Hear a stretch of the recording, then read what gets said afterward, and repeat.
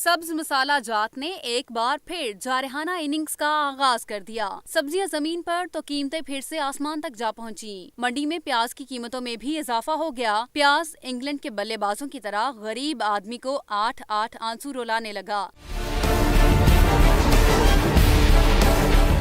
Lady finger भी मंडी में नाक चढ़ाती आवाम की दस्तरस से बाहर होने लगी। 150 के स्कोर पर टुक टुक करती भिंडी डबल सेंचुरी की जानी बढ़ने लगी। शोरबा करो या भून कर खाओ, आवाम के मनपसंद टिंडे ने भी इस बार तेवर बदल लिए। नर्वस 90s में पुरएतमाद खेलता हुआ टिंडा आवाम को नर्वस करने लगा। मंडी की पिच पर एतमाद के साथ खेलते अदरक और लहसुन की कीमतें सुनकर सारिफीन के चेहरे लाल पीले होने लगे। रोजों में लीमू ने तो सारिफीन का जूस निकाल दिया। हर सब्जी में फिट होने वाले आलू ने भी मार्केट में अपने दाम बढ़ा लिए हैं। 60 रुपए फी किलो के हिसाब से फरोख्त होने लगा।